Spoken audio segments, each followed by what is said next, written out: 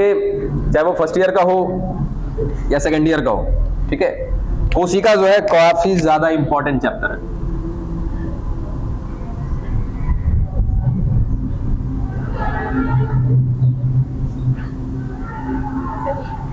Cell, ठीक है, cell के बारे में बहुत कुछ जानते भी हैं या नहीं भी जानते, ठीक है। अब इस कोशिका में भी, कोशिका के अंदर की चीजों को भी पढ़ेंगे, लेकिन सबसे इंपॉर्टेंट जो इस कोशिका के चैप्टर में होता है, इसका क्या होता है बाबू? डिवीजन। इंपॉर्टेंट भी है, काफी क्रिटिकल भी है। मजा तो आता है, मजा कैसे आ रहा है? इससे पहले आपने कोशिका विभाजन पढ़ा होगा, 9th-10th में भी पढ़ा होगा, पता ही नहीं चला होगा है तो होता क्या है, कैसे होता है, क्या होता है कहानी। लेकिन इंटर में आते हैं तो काफी ज्यादा डेरिवेशन के साथ पता चलता है ना कि कैसे कैसे क्या क्या चीजें होती है, ठीक है। तो पढ़ेंगे इस चीज को, ईमानदारी से पढ़िएगा, बढ़िया से पढ़िएगा, ठीक है। और फिर से आपकी क्लासेस स्टार्ट की है हमने लाइव, एक भी क्लासेस आपकी भी बंक नहीं होनी चाहिए, वहां से भी बंक नहीं जाएगा, ठीक है। और मेरे ख्याल से सेकेंड ईयर का भी आप देख ही रहे हो, सेकेंड ईयर का कल मैंने पोस्ट किया था, देखा था आपने, ठीक है। तो वहां से भी कुछ हद तक आप कुछ पॉइंट अगर देखने लायक हो तो देख सकते हो। जैसे अभी वहां पे जनन का टॉपिक चल रहा है, आपने भी फिलहाल अभी जनन का संबंधित कुछ बातें देखी है, तो अगर फुर्सत मिल जाए तो वो भी देख सकते हो। आएगा वो चीज, अभी जो चल रहा है ना वहां पे एक तरह का शॉर्ट रिव्यू चल रहा है। सोचो 2 महीने में पूरा सिलेबस खत्म कर देंगे हम लोग। 2 महीना कहां, संडे मंडे सब काट ही दो, मतलब मोटा मोटी 40-45 दिन में पूरा सेकेंड ईयर फर्स्ट चैप्टर से लेके इन चैप्टर तक। और आपके लिए काफी ज्यादा फायदेमंद साबित होगा यदि आप देखते हो तो, ना देखो कोई फर्क नहीं पड़ता, ठीक है। चलो स्टार्ट करें। Cell division. सेल डिवीजन के बाद हम लोग बाकायदा पढ़ेंगे सेल को, कि सेल क्या क्या चीजें होती है। सेल डिवीजन से भी पहले अभी कुछ बातें हैं। सेल के बारे में कुछ जानते हो? कुछ नहीं जानते? चलो जो जानते भी हो ना, 0 मानना, यदि जिन्होंने नहीं पढ़ा है वो भी अपने आप को 0 मान लेना, तभी जाके बातें पकड़ में आएंगी। कुछ बातें यदि आपको नॉलेज में है, 9th-10th की बातें भूल जाना कि आप कुछ जानते भी हो कोशिका के बारे में, ठीक है। क्या क्या आपको याद रखना है, इसको पता है ना, क्या बोलते हैं? इकाई, है ना, यूनिट कहते हैं। काहे यूनिट कहते हैं? आपको पता है कि कहीं भी अगर हम लोग यूनिट शब्द का इस्तेमाल करते हैं, इकाई शब्द का इस्तेमाल करते हैं, तो सीधा सीधा क्या होता है कि भाई साहब ये सबसे क्या होगी, छोटी स्थिति होगी उसकी, है ना। अब कोई भी जीव मान लो, अब वो जीव है तो जिंदा है, ठीक है, तभी तो इसको क्या बोला आपने, जीव बोला है। अब जीव है, जिंदा है, जिंदा है, इसका मतलब कि उसके अंदर क्या मिल रहा है, जीव द्रव्य मिल रहा है। ले भैया पल्ले, जीव द्रव्य क्या है? कोशिका द्रव्य नाम सुना सभी ने, जीव द्रव्य क्या है? आएगा बात, देखेंगे। बस फिलहाल इतना याद रखना कि कोई भी जीव है और यदि वो जिंदा है, इसका मतलब कि उसके अंदर क्या है, जीव द्रव्य है, तभी वो क्या है, जीव कहला रहा है, और वो क्या है, जीवित है, ठीक है। और ये जीव द्रव्य कहां पे है? तब हम बात करते हैं किसकी, कोशिका की।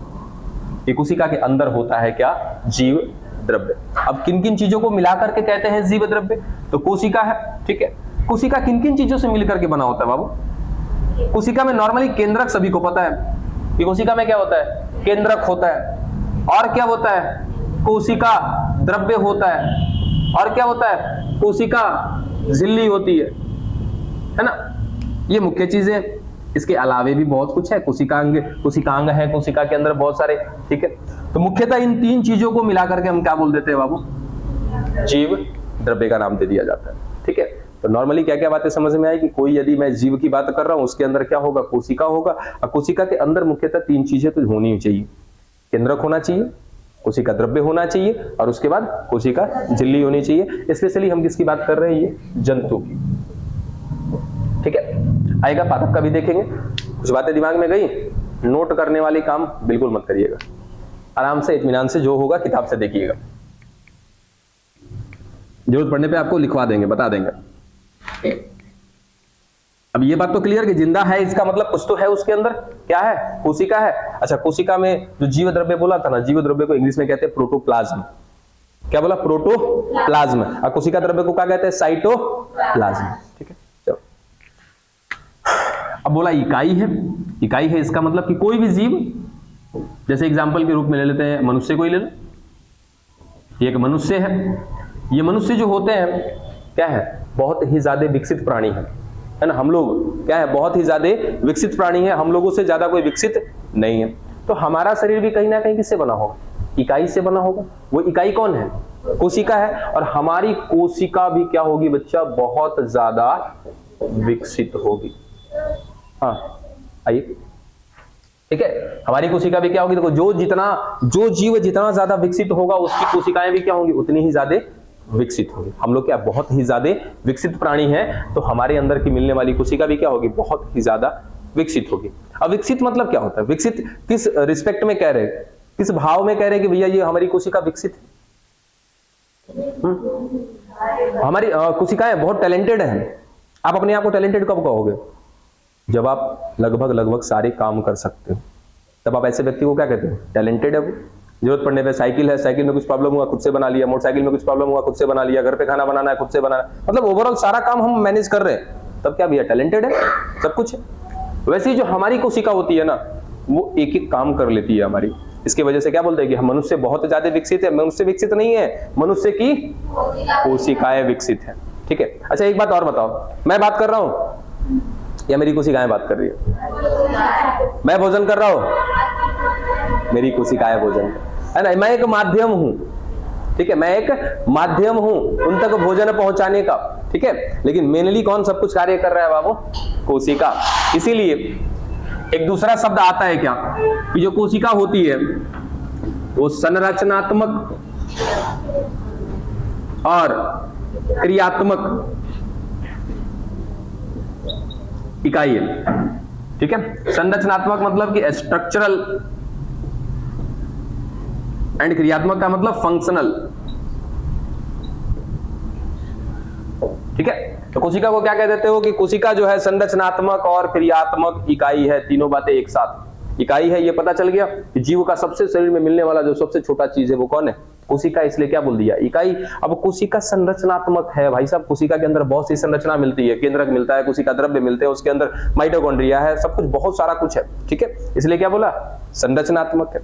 क्रियात्मक है, इसका मतलब कि हम जो कार्य कर रहे हैं किसके द्वारा कर रहे हैं? कोशिका के द्वारा। ये मैं अपना हाथ भी हिला रहा हूं ना, मैं हाथ जरूर दिख रहा है कि हाथ हिल रहा है, लेकिन हाथ नहीं हिल रहा है, कौन हिल रहा है? कोशिका हिल रहा है। और एक कोशिका से ये संभव नहीं। हम लोग क्या है, बहुत सारे कोशिका से मिलकर बने। एक सीक्वेंस सभी को पता है, कोशिका के समूह से क्या बनता है? ऊतक, ऊतक के समूह से क्या बनता है? अंग, और अंग के समूह से क्या बनता है? अंग तंत्र। अब बहुत सारे अंग तंत्र को एक ढांचा दे दिया जाए तो क्या कहलाता है? शरीर कहलाता है। ठीक है, तो ऐसे ही बहुत सारी कोशिकाएं जब मिल रही हैं, बहुत सारी कोशिकाएं यहां मेरे इस हाथ में कार्य कर रही हैं, तब मैं इसको घुमा पा रहा हूं। और ये सब कुछ का नियंत्रण कौन करता है? मस्तिष्क। मस्तिष्क में कौन? तंत्रिका की कोशिका। वो भी कौन है? एक कोशिका है जो हमारी संवेदनाओं को ग्रहण करती है और उसके विपरीत क्रिया देने का भी कार्य करती है। ठीक है, ये बात भी क्लियर हुआ। तो ये क्या है? संरचनात्मक है और क्रियात्मक है। जो भी काम हो रहा है आपके बॉडी में, सारा का सारा कौन कर रहा है? कोशिका कर रही है। श्वसन कर रही है, कोशिका कर रही है, आप नहीं कर रहे हो श्वसन। ठीक है, आप बस केवल उसको माध्यम दे रहे हो, एक माध्यम बन रहे हो आप उसके लिए।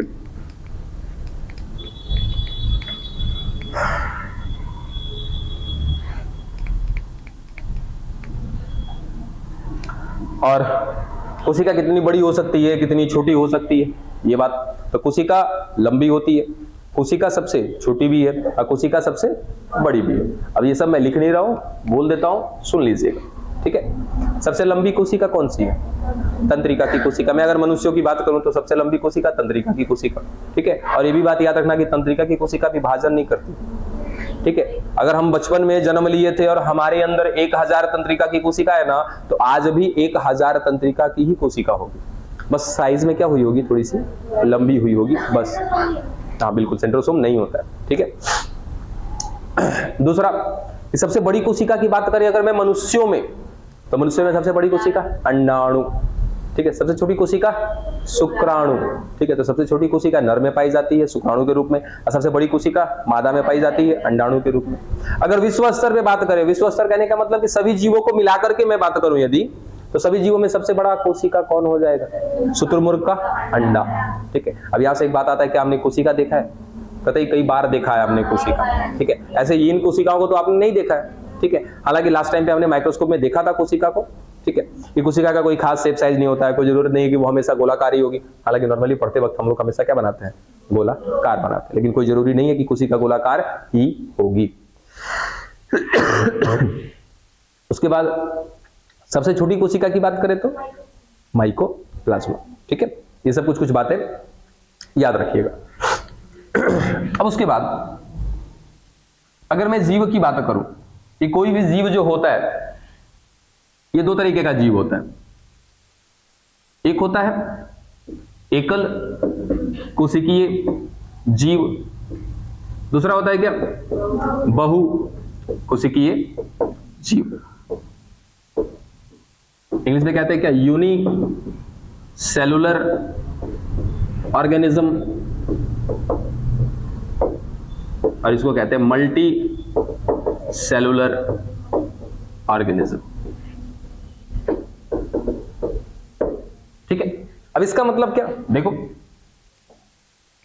इधर एक पूरा शरीर, शरीर मतलब किसका शरीर, किसी जीव का शरीर। यहां भी लिखते हैं कि एक पूरा का पूरा शरीर, यहां भी एक जीव का शरीर। ठीक है,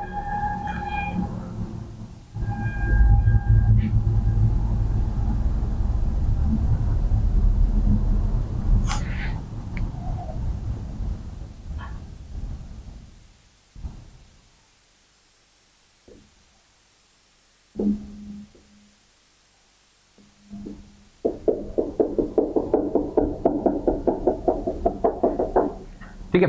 देखो ये पूरा का पूरा एक शरीर है, ये भी क्या है, पूरा का पूरा एक शरीर है। ये पूरा का पूरा शरीर बना है केवल और केवल एक कोशिका से। ठीक है, अब इस शरीर में, मैं इसको शरीर बोल रहा हूं क्यों, क्योंकि भैया ये एक ही कोशिका ही है और एक ही कोशिका से इसका क्या पूरा का पूरा शरीर बना हुआ है। यानी कि अब इसमें पाचन करना होगा, श्वसन करना होगा, उत्सर्जन करना होगा। ठीक है, जो भी चीजें होंगी इसके अंदर, ऊर्जा बनाना होगा, कुछ भी करना होगा, सारा का सारा कार्य एक मात्र कोशिका करेगी। ठीक है, एक ऐसा जीव जिसके अंदर सारी की सारी क्रियाकलाप केवल और केवल एक कोशिका के द्वारा की जा रही हो, और साथ ही साथ उसके साथ कोई और कोशिका ना हो, ऐसे जीव को क्या कहते हैं बच्चे, हम लोग एकल कोशिकीय जीव। जैसे अमीबा वगैरह नाम सुने हो, ठीक है, ये सभी कैसे होते हैं बाबू, एकल कोशिकीय जीव होते हैं। पैरामेसियम हो गया, प्लाज्मोडियम हो गया, ये सारे के सारे कैसे, एकल कोशिकीय जीव। ठीक है, दूसरा यहां पे मैं देख रहा हूं क्या, ये एक शरीर तो दिख रहा है लेकिन एक कोशिका का नहीं है, बहुत सारी कोशिका का है। जब देखो, अच्छा ये बताओ कि आप अपने घर में अकेले हो, ठीक है, आप अपने घर में अकेले हो, खाना किसको बनाना पड़ेगा, खुद से, कपड़ा किसको धोना पड़ेगा, खुद से। यानी कि अगर कोई घर में अकेला हो तो A to Z फंक्शन अपने आप को करना पड़ता है। ठीक है, लेकिन अभी घर में बोला कि घर में मम्मी भी है, पापा भी है, भाई भी है, बहन भी है, आप भी है, तो काम क्या हो जाता है, बट जाता है। खाना बनाने का काम मम्मी को चला जाता है, सुबह झाड़ू पोछा लगाना वो आप लोग पे चला जाता है ना, सुबह साग सब्जी लाना और दूध वगैरह लाना वो भाई पे चला जाता है, तो काम बट जाते हैं। ठीक है, वैसे ही कुछ यहाँ पे होता है, एक ऐसा जीव जो कैसा है, बहुत सारी कोशिका से मिलकर के बना था, क्या आप उसको बोलोगे भाई, मल्टी सेलुलर, बहुकोशिकीय कहेंगे। और ऐसे जीव के शरीर के अंदर जो भी कार्य होते हैं ना, वो कार्य एक ही कोशिका नहीं करती है, ये सारे के सारे मिलकर के कार्य को क्या कर लेते हैं, बांट लेते हैं। ठीक है, आपस में सेपरेट कर लेते हैं कि ये काम मेरा, ये काम मेरा, ऐसा करके सारे लोग बांट लेते हैं। कभी ऐसा हुआ कि आपने पैरों से खाना खाया, हाथों से चलाया, नहीं, सारे अंग का अलग अलग फंक्शन होता है। अभी कभी ऐसा होता है कि सांस लेना होता है तो नाक का इस्तेमाल करते हैं, नाक का ही तो करते हैं ना, हिंदी का ही ला रही है, हर बार गलती थोड़ी बोलूंगा। ठीक है, तो बहुकोशिकीय में याद रखना बाबू क्या, कि एक एक कार्य के लिए अलग अलग अंग को सुनिश्चित कर दिया जाता है। और यह तभी संभव है कि जब कोई जीव कैसा होगा, बहुकोशिकीय होगा। चलो, एकल कोशिकीय और बहुकोशिकीय की बात समझ में आ गई। उसके बाद यहाँ पे एक सीक्वेंस लिख देता हूं, हालांकि बहुत लोग को पता भी है, जिनको नहीं पता है दिमाग में रख लीजिएगा कि कोई जीव किससे बना होगा, कोशिका से बना होगा। हो सकता है कि वो एक ही कोशिका से बना हो, या हो सकता है वो बहुत सारी कोशिका से बना हो। एक कोशिका से बना तो एकल कोशिकीय, बहुत सारी कोशिका से बना तो बहुकोशिकीय। एकल कोशिकीय होगा तो सारा कार्य इसी एक कोशिका से किया जाएगा, अब बहुकोशिकीय होगा तो अलग अलग कार्य को अलग अलग कोशिका के द्वारा किया जाएगा। चलो, तो कोशिका मिल रही है, कोशिका के आधार पर जीव दो प्रकार के। अब जब बहुत सारी कोशिका यहां दिख रही है ना, तो जब बहुत सारी कोशिकाओं का समूह होता है, ठीक है, अब ये एक मार्कर, ये क्या हो जाएगा, बहुत सारा मार्कर। ठीक है, तो ये क्या हो गया, एक समूह हो गया। तो वैसे ही जब बहुत सारी कोशिकाओं का क्या हो जाता है, समूह, तब इनके समूह को अलग नाम दे दिया जाता है। ठीक है, इनके समूह को कहा जाता है ऊतक, इंग्लिश में बोलते हैं इसको टिश्यू। ठीक हो गया, सेल। ठीक है, ठीक ऐसा ही अब जब बहुत सारे ऊतक हो गए, चलो देखो यहाँ पे मैंने बोला कि ये कोशिका, ये 2 और ये 3 और ये 4, चलो ये 4 कोशिकाओं को मिलाकर के हमने क्या बना दिया, ऊतक। तो ये जो ऊतक है 4 प्रकार की कोशिका से मिलकर बना, या 4 कोशिका से मिलकर के बना, ये ऊतक हो गया। दूसरा, इधर इसको भी कह देते हैं, ये 4 कोशिका का भी एक ऊतक है, ये भी एक ऊतक है।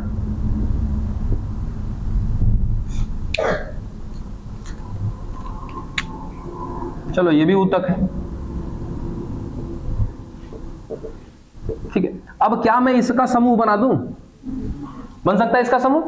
ठीक है, तो इस ऊतक का यदि मैं समूह की बात करूं कि ऊतक के जब समूह बनते हैं तो वो संरचना कहलाती है अंग। यानी ये जो हाथ दिख रहा है, ये हाथ अंग जरूर है, लेकिन ये बना किससे है, ऊतक के समूह से। अब मान लो कि मैं यहाँ पे कह दूं कि चलो यहाँ पे 10 प्रकार के ऊतक हैं, तो वो 10 प्रकार के ऊतक कहीं ना कहीं किससे बने होंगे, बहुत सारी कोशिकाओं के समूह से बने होंगे। आंख मुंह धोकर आओ बचिए, नींद आ रहा तुमको, कतई हमें पसंद नहीं है। आज का वीडियो देख लेना, सेकंड ईयर का समझ में आ जाएगा, उसमें जबरदस्त डांट पड़ा है को। पानी नहीं है तो मारो, छीटा मारो, तो जाके जल्दी जा, मुझे मुंह धो के आ, जल्दी जल्दी, एकदम इसमें कोई दो राय नहीं है, जल्दी जाओ। नींद आ रहा है या तो क्लास मत आओ, और आए हो तो जाकर के मुंह धो के आओ। बस कैमरा मत हिलाना बाबू, देखना आराम से। शादी में बच्चा कभी भी एक्सीडेंट हो जाएगा, नींद आता है तो। कई बार कभी भी लॉन्ग ड्राइव पे होते हैं ना, तो अक्सर मुझे नींद आ जाने लगती है। रीजन, हम लोग ड्राइवर नहीं है ना, बस फैमिली के पर्पज से अपना चलाते हैं। तो 2-4 घंटा जब ड्राइविंग सीट पे बैठेंगे ना, नींद आना, अरे बाबा एक्सीडेंट हो जाएगा, तो होते गाड़ी रोक करके कहीं होटल वगैरह पे मुंह हाथ धो, चाय पियो, तब जाके फोकस नहीं कर पाते हो आप। ठीक है, तो वहां डर है ना, वहां एक्सीडेंट कर जाएंगे, यहाँ कोई डर नहीं है। यहाँ क्या है अब ना एक काम और करेंगे, आप लोग की सारी बेइज्जती ना, पहले मैं क्या करता था, कट आउट कर देता था, कट करके उसके बाद में पोस्ट करता था। अब वो सारी बेइज्जती रहेगी इसमें। चल, जरूरत पड़ी ना तो वो बेइज्जती किसकी कर रहे हैं ना, वो नाम के साथ बेइज्जती करेंगे, हबड़ा होगा। चलो आ जाओ, यहाँ पे आ जाओ। देखा क्या हुआ, कोशिका का समूह ऊतक। जब ऊतक का समूह किया तो क्या बन गया, अंग। दिख रहा है हमारा अंग, लेकिन है क्या ये, ऊतक का समूह। अब यहाँ पे कह दिया कि भाई साहब ये 2 को 4 को ऊतक मिल रहा है, तो ये किससे बना होगा, किसी ना किसी कोशिका के समूह से बना होगा। डन। जब ऐसे अंग को समूह कर देते हैं, यानी कि जब हम अंगों का समूह करते हैं, हाथ पैर नाक मुंह जो भी है, इन सबको मिला दिया हमने, तब क्या कहलाता है बाबू, अंग तंत्र कहलाता है। ठीक है, अब अंग तंत्र, जैसे आपने नाम सुना है श्वसन तंत्र, पाचन तंत्र। काहे कहते हो तंत्र, क्योंकि वहां पे एक अंग नहीं है। श्वसन तंत्र में नाक भी आता है, नासा गुहा आती है, नासा गुहा के बाद ये हमारा सांस लेने वाला पाइप आता है। ठीक है, ये इसोफेगस। ठीक है, उसके बाद ट्रैकिया आता है यहाँ पे अंदर, उसके बाद कहीं ना कहीं हमारे फेफड़े आते हैं, फेफड़े से जुड़ा होता है कौन, हमारा हृदय। ये सारे लोग मिलकर के क्या कर रहे हैं, सांस को लेना और छोड़ने का काम कर रहे हैं। यानी कि एक ही कार्य में कहीं ना कहीं किसका, अंगों का समूह लगा हुआ है। तो ऐसे अंगों के समूह को क्या कहते हैं, अंग तंत्र कहते हैं। जब ऐसे बहुत सारे अंग तंत्र का समूह किसी एक संरचना में डाल दिया जाए, संरचना मतलब एक ढांचा, जो हम लोग का बॉडी का ढांचा है, तब क्या बनता है बाबू, एक पूरा का पूरा शरीर बनता है। यहां तक लिखा था टिश्यू, इसको क्या कहते हैं, ऑर्गन, इसको क्या कहते हैं, ऑर्गन सिस्टम, और ये पूरा का पूरा बॉडी। डन,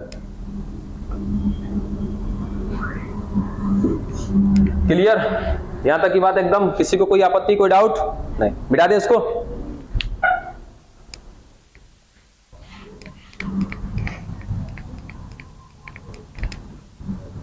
अब देखो कोशिका के आधार पे हमने तो कह दिया ना बाबू कि 2 प्रकार के जीव मिल रहे हैं, एकल कोशिकीय जीव मिल रहे हैं और बहुकोशिकीय जीव मिल रहे हैं। तो बस इतना और बात याद रखना कि जो बहुकोशिकीय जीव होते हैं ना, उनको उच्च श्रेणी का जीव कहा जाता है, या उच्च श्रेणी के प्राणी कहे जाते हैं। ठीक है, जो एकल कोशिकीय जीव होते हैं उनको निम्न श्रेणी का कहा जाता है। रीजन है कि भाई वो अकेला ही सब कुछ कर रहा है, और एक है कि बहुत सारी कोशिकाएं हैं, अब बहुत सारी कोशिकाएं उसको कार्य को कर रही हैं, तो उसको क्या कहा जाएगा, उच्च श्रेणी का। ठीक है, इसको एज इट इज एग्जाम्पल पे भी ले लो। कभी घर पे काम लगाया आपके, ठीक है, घर पे काम लगा, सोचो एक अकेला मिस्त्री आता, कभी भी आप जाओगे, अगर मान लो घर पे काम लगाना है, ठीक है, या फिर आप शादी विवाह का ही फंक्शन अगर आपके घर पर है, आप जाओगे टेंट वगैरह करने के लिए, टेंट वाले से पूछते हैं हम लोग, आप लोग खैर नहीं करते हो, हम लोग तो कहीं ना कहीं गए हैं टेंट वालों के पास, तो जाके पूछते हैं कि भैया कितना आदमी भेजोगे, इतना बड़ा टेंट लगाना है, सारा सजावट करना है, कितना आदमी भेजोगे? अगर वो गलती से कह देना कि एक, सीधा उठ के चले जाएंगे हम लोग वहां से। तो यही निम्न श्रेणी का, इससे ना हो पाएगा। बात समझे? तो किसी के पास गए, बोला भाई 40 आदमी तो भेजेंगे ही हम। हाँ ठीक है भैया, डन। आप बेहतर हो, रीजन कि आपके पास फैसिलिटीज ज्यादा है, मैन पावर आपके पास ज्यादा है, काम करने के लिए लोग ज्यादा है। एक शरीर जिसके अंदर फंक्शन करने के लिए केवल एक ही कोशिका, और एक ऐसा शरीर जिसके अंदर फंक्शन करने के लिए बहुत सारी कोशिका, कौन ज्यादा बेहतर? बहुत सारी कोशिका वाला। इसीलिए जो बहुत सारी कोशिका वाले मल्टी सेलुलर होते हैं उनको क्या कहते हैं? उच्च श्रेणी का। और जो बहुत कम कोशिका वाले हैं या एकल कोशिका, उनको क्या कहते हैं? निम्न श्रेणी का। यही नियम लागू होता है पादपों में भी, कि पादप में भी यदि कोई पादप है एकल कोशिकीय है तो उसको क्या कहेंगे? निम्न श्रेणी का पादप कहेंगे। और जो बेहतर है, ज्यादा कोशिका का बना हुआ, उसको क्या कहेंगे? उच्च श्रेणी का पादप कहेंगे। इसके अलावे केवल कोशिका के आधार पर ही हम निम्न और उच्च की बात नहीं करते, उसके अंदर की कार्य दक्षता को भी देखते हैं। ठीक है, कि कार्य करने की क्षमता कितनी है, कितनी प्रोडक्टिविटी है, क्या है, वो सब कुछ को मिला करके हम क्या कहते हैं? उच्च श्रेणी का है या नहीं। आपने आवृत्ति बीजी अनावृत्ति बीजी पढ़ा हुआ है? ठीक है, आवृत्ति बीजी का मतलब होता है क्या आपका? एंजियोस्पर्म, और अनावृत्ति बीजी का मतलब होता है जिम्नोस्पर्म। दोनों में बेहतर कौन? एंजियोस्पर्म। काहे भाई? तो हम यहाँ पे इसका कार्य भी देखते हैं, है ना, जबकि दोनों के दोनों। क्या हुआ? पानी पिलाओ। अरे बाबा, खाना पीना खा के नहीं आते हो? फीवर वगैरह है? मुंह बंद। फीवर है? चेक करो, फीवर भी है। तबीयत पहले से खराब है बाबू? पानी है ना, थोड़ा मुंह पे छीटा उटा मारो, मुंह धो। लेके जाना है बाजार, ढूंढा जाएगी बीच में बेचारी। कोई नहीं, आराम करो, थोड़ा रेस्ट करो, आराम करो, आराम करो। कोई नहीं, कॉपी हटाओ, वहां पे मुंडी रखो, सो जाओ थोड़ा देर के लिए। और जब भी आपको ऐसा लगे कि तबीयत वगैरह खराब है ना, बताइए। अभी फिलहाल की घटना थी, अभी के कॉलेज की लड़की थी, अब पता नहीं शायद 9th में थी कि 10th में थी। ये आपका मैरून कलर का जो ड्रेस चलता है लड़कियों का, वो कौन क्लास का है? 9th-10th का है ना, जो भी हो, 9th या 10th जो भी। जस्ट एकदम आपके क्या बोल, सरकारी अस्पताल के सामने मैं आ रहा था, तभी उधर देखा, अचानक से सब कुछ ठीक ठाक, 3-4 सहेलियां आ रही थी, आए वो आराम से आम की तरह चू गई वहीं, समझे? ये दवाक से गिरी। अब वो तुरंत भीड़ लग गया कि कौन मोटरसाइकिल ठोक दिया, कहा पता ही नहीं चला। अच्छा कोई बात नहीं, उसको फिर उठाया, पानी वानी मारी, सब लड़की लोग ली थी बोतल में पानी वानी मारी, ठीक ठाक मुंह पोछी अपना, पहले फिर धड़ाम से क्या हो गया भाई इसको। अब हम अगल बगल चेक करें, 2-4 को मोटरसाइकिलों वाला सब रुक गया, ठोक ठाक दिया का यार लड़किया को। तो जब पास जाके वहां जब नजदीक में गए, पता चल रहा है तो कह रही है लड़कियां सब, सर इसको चक्कर आ रहा है। लड़कियां सब पहचान नहीं गए, सर को चक्कर आ रहा है, चल के छोड़ देता। ना सर, हम लोग चले जाएंगे, हम ये रोड से हटा के पहले किनारे बैठा हाईवे से। तो वैसा काम नहीं करिए। स्वास्थ्य अगर कमजोर है, ठीक है, तो कतई घर पे रहिए, कोई दिक्कत की बात नहीं। एक दिन ना आओगे तो बड़े का डीएम बनने से पीछे नहीं रह जाओगे, है ना। इतना लंबा ख्वाब भी नहीं देखे होंगे ना आप लोग? नहीं। अच्छा मान लो जा रही हो रास्ते में और कहीं गिर गई, तब गिर गई तो क्या हो जाएगा? चोट लग सकता है, फिर हाथ पैर टूट जाएगा। बचने वाले देखो किस्मत अच्छी हो ना तो 2 तल्ला पे से गिर के बच जाते हैं, मरने वाले बस यहीं से गिरेंगे, काम खत्म हो जाएगा, समझे? अच्छा, गिरने के साथ साथ बेइज्जतियों का डर रखो, कहीं गिर गया, कहीं नाली वाली में गिर गया तब ये सब का डर रखिए। चलो बस बहुत हुआ, अब पढ़िए, तो आराम करने दीजिए उनको। बस सुनिए इधर, यहां तक की बात क्लियर है सभी को? अब उसके बाद अब हम बात करें, निम्न की भी बात हो गई, उच्च की भी बात हो गई। चलो अब एक जो जीव होता है, इसमें कहीं ना कहीं हमने लैंगिक जनन और अलैंगिक जनन,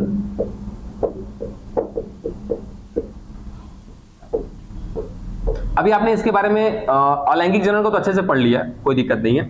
लैंगिक जनन आपने बहुत थोड़ा मोड़ा पढ़ा है, जो कि हम मेनली पढ़ते हैं इसको कहां पे? 2nd ईयर में, ठीक है। क्या बोलते हैं इसको? सेक्सुअल रिप्रोडक्शन, और इसको ए सेक्सुअल रिप्रोडक्शन। इतना तो सबको जानकारी है कि जहां पर लैंगिक जनन की बात करते हैं वहां पे कहीं ना कहीं क्या आ जाते हैं? 2 पार्ट, मेल का भी सहयोग होता है और फीमेल का भी सहयोग होता है। तो ऐसे प्रोसेस को हम क्या नाम देते हैं? लैंगिक जनन। और जहां पर केवल एक अकेला शरीर अपने बच्चे को जन्म दे दे तो वो क्या कहलाता है? अलैंगिक जनन, ठीक है। चलो अब हम बात करते हैं सीधा सीधा कि एक जीव है, ठीक है, और ये जीव कैसा है? बहु कोशिकीय। एक बार में बात समझ में आ गई होगी, मैंने बहुकोशिकीय लिखा तो ठीक है। कैसा होगा, बहुत सारी कोशिका से मिलकर के बना होगा, ठीक है। और यहां तक कि उसके अंदर कोशिका होगी, बिल्कुल होगा। ऊतक होगा, हाँ होगा। ऊतक से मिलकर क्या बना होगा, अंग बना होगा, वो भी होगा। अंग तंत्र भी होगा, बिल्कुल। यानी कि कुल मिलाजुला कर एक ऐसा जीव है जो बहुकोशिकीय है। और हम बात कर रहे हैं इसके शरीर की, ठीक है। जैसे अपने शरीर को ले लो, आज हम लोग जितने बड़े हैं, जितने हाइट में हैं, जितनी मोटाई चौड़ाई है हमारी, क्या बचपन में भी ऐसे ही थे? बचपन में क्या थे, छोटे थे। आज साइज बड़ा हो गया, कैसे?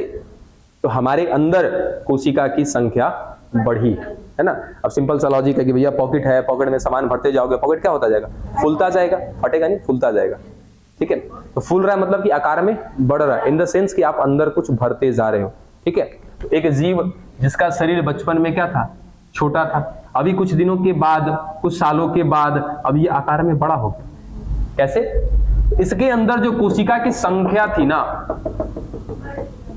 यहां पे कोशिका की संख्या और यहां पे कोशिका की संख्या की तुलना करोगे तो यहां पर कहीं ना कहीं क्या मिलेगा, ज्यादा। तो कुल मिला जुला कर क्या बढ़ा, बीच में कोशिका की संख्या बढ़ी, है ना। और वो कोशिका की संख्या कैसे बढ़ी, तो भाई साहब बीच में क्या हुआ, विभाजन हुआ, ठीक है। यानी कि कोशिका विभाजन करते जाती है, अपनी संख्या बढ़ाते जाती है। नॉर्मली अगर मैं एक सीन समझाऊं तो ये एक कोशिका हो गई, ठीक है। अब ये कोशिका कुछ दिनों के बाद विभाजन करेगी और दो छोटी छोटी कोशिका को बनाएगी, ठीक है। फिर ये दोनों छोटी कोशिका कुछ दिनों तक वृद्धि करेगी तो आकार में बड़ी हो जाएगी, ठीक है। अब ये आकार में बड़ी हो गई पुराने वाले के जैसा। इसने क्या किया, यहाँ पे मैं लिख सकता हूं क्या किया, इसने जनन किया, ठीक है। जनन का मतलब ये क्या होता है, अपने जैसे संतान को जन्म देना, ठीक है। हम इंसान है तो इंसान के बच्चे को जन्म देते हैं, ठीक है। ये कोशिका है तो क्या करेगी, कोशिका को जन्म देगी, ठीक है। चलो अच्छा, जाहिर सी बात है कि जो बच्चा जन्म लेता है वो आकार में क्या होता है, छोटा होता है। ये बड़ा था, ये आकार में छोटे बने। छोटा बच्चा जन्म लेते ही बच्चा नहीं पैदा कर सकता है ना, उसको क्या चाहिए, कुछ टाइम चाहिए। तो वही काम यहाँ पे हो रहा है कि बड़ी कोशिका ने क्या किया, दो छोटी छोटी कोशिका को जन्म दिया। कैसे जन्म दिया, इसी प्रक्रिया को नाम देते हैं क्या हम लोग, कोशिका विभाजन। दो छोटी छोटी कोशिकाएं बनी। अब ये दोनों छोटी कोशिकाएं जो है तुरंत विभाजन करके दो कोशिकाएं नहीं बना सकती। ये पहले क्या करेगी, वृद्धि करेगी। तब वृद्धि कर लेगी, तब क्या हो जाएगी, बड़ी हो जाएगी, यानी कि पुराने इस वाली कोशिका के जैसी हो जाएगी।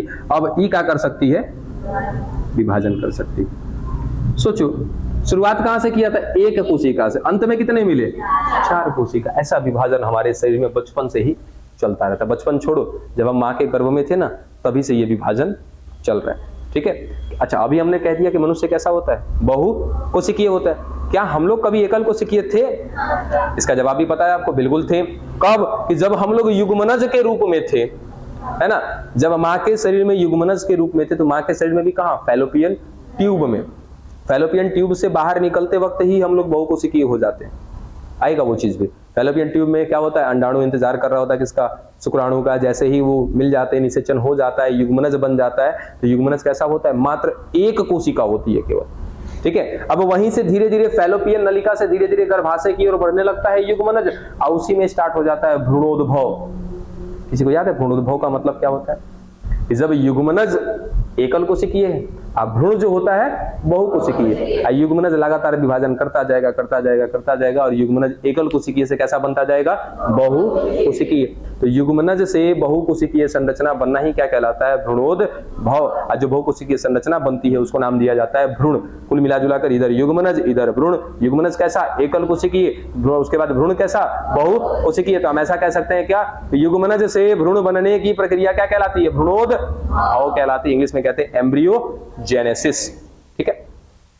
तो इसी प्रकार से कहीं ना कहीं हमारे अंदर वहां पे विभाजन चलता जा रहा था। तो हम लोग एक समय ऐसा था जब कैसे थे, एकल कोशिकीय। कहां पे, फैलोपियन नलिका में। जैसे जैसे वो युग्मनज आगे बढ़ता गया उसके अंदर विभाजन होता गया, और धीरे धीरे हम लोग एकल कोशिकीय से कैसे हो गए, बहुकोशिकीय हो गए। तो उसी समय से क्या चल रहा है, हमारे अंदर विभाजन चल रहा है। अब जब कुछ समय बीता, 9 महीना बीता, तो फिर क्या हो गया, हमारा जन्म हो गया। तो जन्म हुआ तो साइज में क्या थे, छोटे थे। आज 20 साल बीत गया है, 20 वर्ष बीत गए, तो भाई 20 वर्ष में तो कहीं ना कहीं विभाजन तो चल ही रहा है ना। विभाजन चल रहा है, इसके लिए कहीं ना कहीं हमारे शरीर का शेप, साइज, आकार, ठीक है। और एक बात, ये विभाजन हो रहा है, क्या मैं कह सकता हूं कि ये एक कार्य हो रहा है, ठीक है। कार्य करने के लिए क्या चाहिए, ऊर्जा। सबका शरीर एक जैसा क्यों नहीं होता है, कोई पतला है, कोई दुबला है, कोई सिकिया पहलवान है। काहे?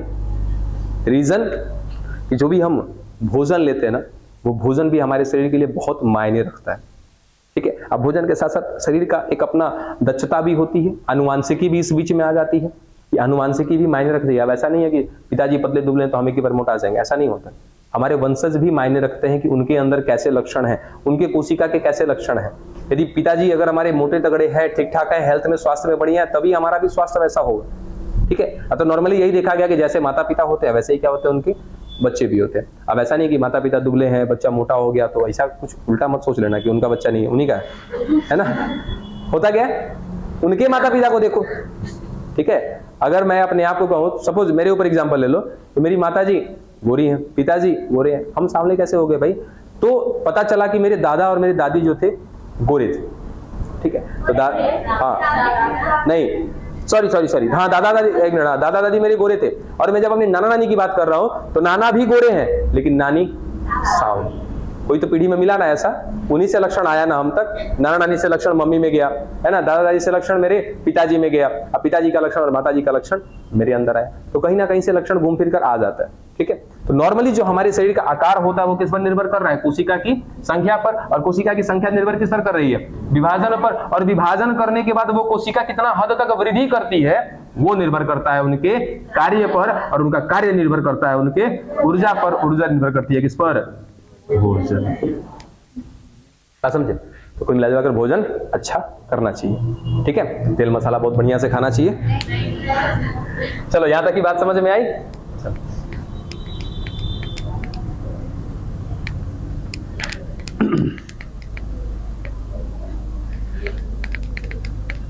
अब सीधा सीधा आते हैं बाबू हम लोग विभाजन पे, कि विभाजन कैसे होता है, क्या होता है।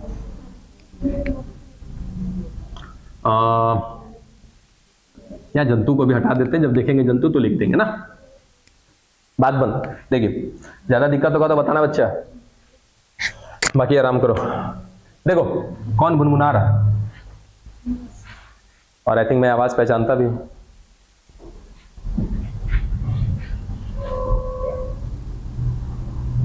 एक कोशिका, कोशिका के अंदर हम ज्यादा कुछ नहीं बना रहे, एक कोशिका केंद्र।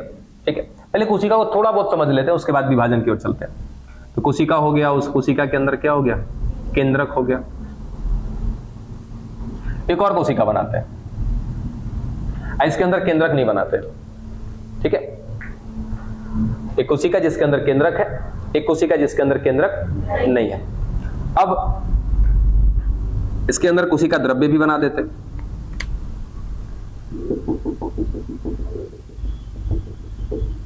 इसमें भी कोशिका द्रव्य बना देते हैं। कोशिका के अंदर आपने पढ़ा है गोल्जी काय होता है। ठीक है, अब 9-10 तक ना पता है, हम लोग भी जब पढ़ रहे थे तो यही समझ में आता है कि गोल्जी काय कहीं पर बैठा हुआ होगा, कहीं पर कार्य कर रहा होगा, माइटोकॉन्ड्रिया कहीं पर होगा, ठीक है, लाइसोसोम कहीं पर होगा। बाद में पता चलता है कि सब संरचना ना एक एक कोशिका में है। आपको लगता होगा कि शायद माइटोकॉन्ड्रिया किसी एक जगह पे होगा, नहीं, आपकी प्रत्येक कोशिका में माइटोकॉन्ड्रिया है। तो आप मेरे से टैलेंटेड थे। ठीक है, डन। तो जो गोल्जी काय है या लाइसोसोम है या फिर अंतःद्रव्य जालिका है, माइटोकॉन्ड्रिया, ये सब कुछ क्या होते हैं? प्रत्येक कोशिका के अंदर होते हैं। ठीक है, जैसे मेरे शरीर के अंदर मेरे बहुत सारे अंग हैं, तो मैं उनको क्या कहता हूं? शारीरिक अंग कह सकता हूं, या तो उनको मैं अंतरंग बोलता हूं कि मेरे अंदर के अंग। ठीक है, वैसे ही इन कोशिकाओं में भी क्या होते हैं? इनके अंगक होते हैं, जैसे माइटोकॉन्ड्रिया, लाइसोसोम, गोल्जी बॉडी, अंतःद्रव्य जालिका, एक एक करके बात पढ़ेंगे सबको, राइबोसोम, बहुत सारे होते हैं। ठीक है, तो इन सबको क्या कहा जाता है? कोशिकांग या कोशिका का अंग। या तो इतना डिटेल में लिख लो, या तो सीधा सीधा एक बार में कोशिकांग। डन। इंग्लिश में बोलते हैं इनको सेलुलर ऑर्गन, सेलुलर ऑर्गन। ठीक है, चलो, इसके अंदर कोशिकांग मिल रहे, बिल्कुल मिल रहे। ठीक है, कोशिका द्रव्य, इसको क्या बोलते हो? साइटोप्लाज्म, ये भी मिल रहा है। ये कौन? केंद्रक। ठीक है, न्यूक्लियस,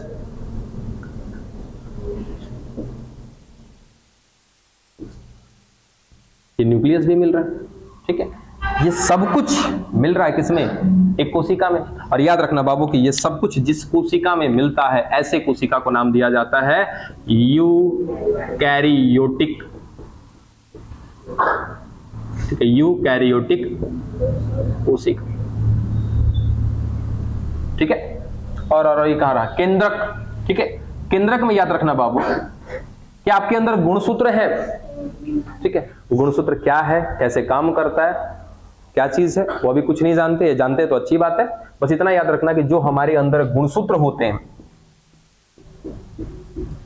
वो गुणसूत्र कहां पर रखे गए होते हैं, प्रत्येक कोशिका के केंद्रक के अंदर।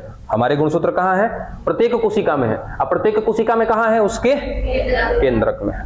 हमेशा याद रखिएगा गुणसूत्र कहां होते हैं, केंद्रक में, ठीक है। अब डिपेंड करता है, क्या हो गया, अब ये मत कहना कि सर ये तो गुणसूत्र नहीं होता है, गुणसूत्र ये द्रव्य होता है तो गुणसूत्र ना। हाँ,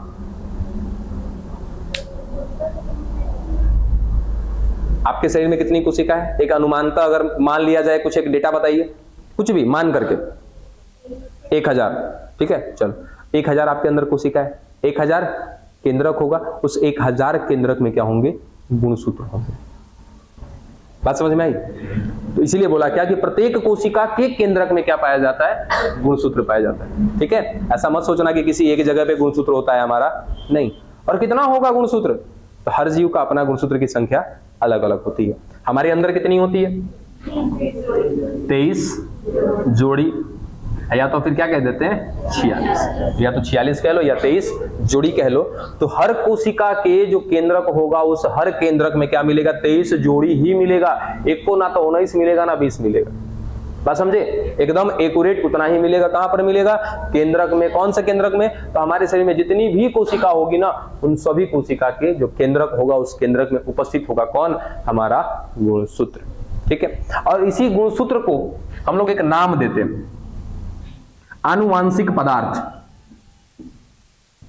आनुवांशिक पदार्थ,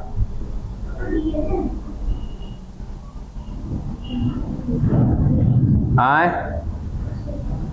साबित करें, चलिए बहुत अच्छी बात है, समझदार है। फिर आनुवांशिक पदार्थ। अब आनुवांशिक पदार्थ का मतलब क्या होता है, एक पीढ़ी से दूसरे पीढ़ी में जो पदार्थ पहुंचे उसी पदार्थ को क्या कहते हैं हम लोग, आनुवांशिक पदार्थ। अब हम लोग के शरीर से जो हमारा अगला पीढ़ी आएगा, मतलब कि जो हमारा बच्चा आएगा, मेरे शरीर में बहुत सारी चीजें है ना, मेरे शरीर में रक्त है, रक्त के अलावा भी बहुत सारी चीजें हैं, लेकिन अगली पीढ़ी में जाता क्या है, केवल गुणसूत्र जाता है, ठीक है। गुणसूत्र के अलावा कुछ भी नहीं जाता है। और ये भी बात करेंगे, अभी जस्ट बात करेंगे कि गुणसूत्र किससे बना होता है, डीएनए से बना होता है। तो हम ये भी कह सकते हैं कि जो आनुवांशिक पदार्थ होता है वो कौन होता है, डीएनए होता है। ये आ गया, ये रहा गुणसूत्र। ये गुणसूत्र मिलकर के किससे बना होता है, डीएनए से। तो आनुवांशिक पदार्थ या तो आप गुणसूत्र को कह लो या तो किसको कह लो, डीएनए को कह लो, बात बराबर है। हाँ, जिन भी कह सकते हो, जिन भी कह लो। अब हम कहें कि मेरा मकान ईंट से बना है, मेरा मकान दीवार से बना है, अब तो बराबर ही है, ठीक है। यहाँ तक की बात पल्ले पड़ी। तो सारे के सारे गुणसूत्र कहां पर मिल रहे हैं, केंद्रक के अंदर। और एक ऐसी कोशिका है जिसके अंदर केंद्रक भी है, कोशिका द्रव्य भी है, कोशिकांग भी है, ये सब कुछ है जिस कोशिका में। ऐसी कोशिका को नाम दे दिया क्या बच्चा, यूकैरियोटिक कोशिका। चलो अब ये वो कुजात पड़ा हुआ है, इसको भी खत्म कर लेते हैं, ठीक है। केंद्रक है इसके अंदर ना है भाई, केंद्रक नहीं है। कोशिका द्रव्य है, चलो कोशिका द्रव्य है, भरपूर है इसमें। तीसरा, कोशिकांग है, कोशिकांग नहीं है, एगो है राइबोसोम। खाली याद रखना कि एगो है, बाकी कोशिकांग नहीं है। और एगो जो है उसका नाम है का राइबोसोम। तो पूछो है ये नहीं है, खाली एगो रहने से क्या हो जाएगा, ठीक है। तो कोशिकांग भी इसमें नहीं होता है, ठीक है। अब समस्या फंसता है कि चाहे वो कैसा भी जीव हो, चाहे कितनो निम्न श्रेणी का हो, कितनो उच्च श्रेणी का हो, कुछ हो या ना हो, गुणसूत्र तो होगा, डीएनए तो होगा, आनुवांशिक पदार्थ तो होगा।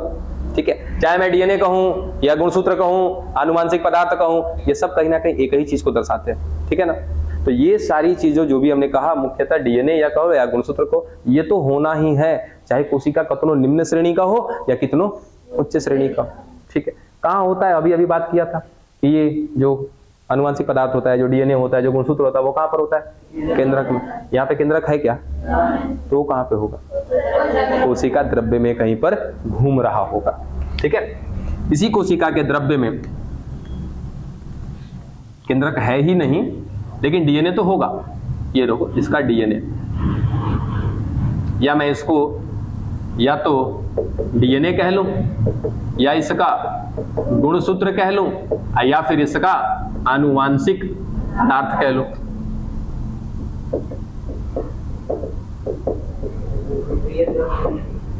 देख बउआ, दिमाग ना गरम कर, एक ही चीज को बार बार समझा रहे हैं तो उसको ही लेके चल रहा है? समय की बर्बादी होती है बाबू, समझे? अब जब एक ही चीज बता दिया कि सबको तो एक ही कहते हैं ना, तो अभी गुणसूत्रीय द्रव्य, सोच कि अगर गुणसूत्रीय द्रव्य तू ना पढ़ा होता तो इतना फुटफुटाता? क्या बोला था? अपने आप को जीरो मानो, चलो हमारे साथ। जीरो मान के फिर तू जानता ही नहीं है तो गुणसूत्रीय द्रव्य कैसे तू कह दिया? जब तू अपने आप को जीरो मान लिया तो गुणसूत्रीय द्रव्य के बारे में तू कैसे जान गया? नहीं ना, पता ही है ना सबको। जब जानते हो कि बाबू यही गुणसूत्र के रूप में नहीं होता है, गुणसूत्रीय द्रव्य के रूप में होता है, तो क्या मतलब है? अब मैं यहाँ पे डीएनए कह लूं, क्या हो जाएगा? तो पीछे से कौन कह रहा सर गुणसूत्र नहीं होगा? अरे बुड़बक, वह ना होता है? चलो, क्या क्या बातें समझ में आई? एक ऐसी कोशिका जिसके अंदर किस चीज का अभाव है? केंद्रक का अभाव है। लेकिन प्रॉब्लम यहाँ पे क्या फंसी कि भाई केंद्रक ही नहीं है तो गुणसूत्र कहाँ होगा? गुणसूत्र तो होगा, चाहे जैसे भी हो, इसी कोशिका के द्रव्य में कहीं पर घूम रहा होगा। तो चलो गुणसूत्र दिखा दिया, कोशिका द्रव्य है इसमें, कोशिकांग अनुपस्थित है, एक लौता एगो कोशिकांग है इसमें जिसका नाम है क्या? राइबोसोम। ठीक है, एक एक करके राइबोसोम को भी पढ़ेंगे हम लोग। ऐसी कोशिका को नाम दिया जाता है बच्चा प्रोकैरियोटिक। प्रोकैरियोटिक कोशिका याद रख लोगे कि प्रोकैरियोटिक और यूकैरियोटिक में बेहतर कौन होगा? यूकैरियोटिक। अभी बात करके आ रहे ना कि किसी घर में एक लोग है, किसी घर में बहुत सारे लोग हैं, जो बहुत सारे लोग होंगे वो क्या होगा? बेहतर होगा। अब सोचो इसी कोशिका की बात समझ लें अगर, तो इसमें कुछ है नहीं है तो जो करना होगा ये अकेले न करेगा। ठीक है, अब वहां पे बहुत सारा लोग है, ऊर्जा बनाने के लिए कोई और काम करेगा, लिपिड बनाने के लिए कोई और काम करेगा, प्रोटीन बनाने के लिए कोई और काम करेगा, एंजाइम बनाने के लिए कोई और काम करेगा, है ना? सारे काम के लिए अलग अलग डिपार्टमेंट इसमें बने हुए हैं। यहाँ पर ऐसा कुछ भी नहीं है, इसलिए इसको क्या कहते हैं? निम्न प्रकार की कोशिका है। और इस कोशिका से जो भी जीव बनेंगे या फिर ऐसा जीव जिसमें इस प्रकार की कोशिका पाई जाएगी, वो जीव ही क्या कहलाएगा? निम्न श्रेणी का जीव कहलाएगा। क्लियर है? प्रोकैरियोटिक याद रखना और इधर यूकैरियोटिक याद रखना। और प्रोकैरियोटिक कोशिका से ज्यादा बने हुए जो जीव हैं वो कौन है? बैक्टीरिया। इसको हम क्या बोलते हैं? जीवाणु। ऐसा जीव जो कैसा होता है? प्रोकैरियोटिक कोशिका का बना होता है, वो ज्यादा से ज्यादा कौन होते हैं? आपके जीवाणु होते हैं। ठीक है, तो जितने भी हमारे पास बैक्टीरिया है, बस याद रखना कि वो बैक्टीरिया कैसे होते हैं? प्रोकैरियोटिक होते हैं। इस बात की चर्चा हम लोग कहीं ना कहीं मोनेरा जगत में कर चुके हैं। याद है मोनेरा जगत? मोनेरा जगत में किसको रखा था? प्रोकैरियोटिक। और प्रोकैरियोटिक के साथ किसको रखा था? एकल कोशिकीय को रखा था। उसमें केंद्रक वगैरह नहीं था। कौन आ रहा था? ज्यादा से ज्यादा बैक्टीरिया आ रहे थे। ठीक है, डन। यहां तक की कहानी खत्म है, मिटा दें।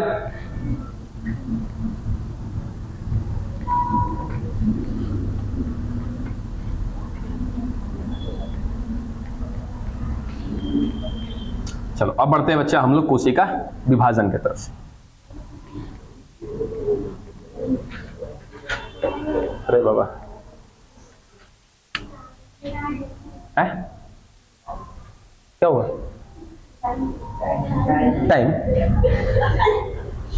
टाइम है ना अभी, हम भी गड़िया स्लो कर देगा अपना। अच्छा कोई बात नहीं है, तो आप लोग ठीक है, कोई बात नहीं, विभाजन ठहर जाओ, विभाजन जाकर के पढ़िएगा। जो लोग जानते हैं वो रिवीजन कर लीजिएगा, और जो नहीं जान रहे हैं बकायदा जाकर के पढ़िएगा। सुनो, अलग ही दुनिया में रहते हो सब।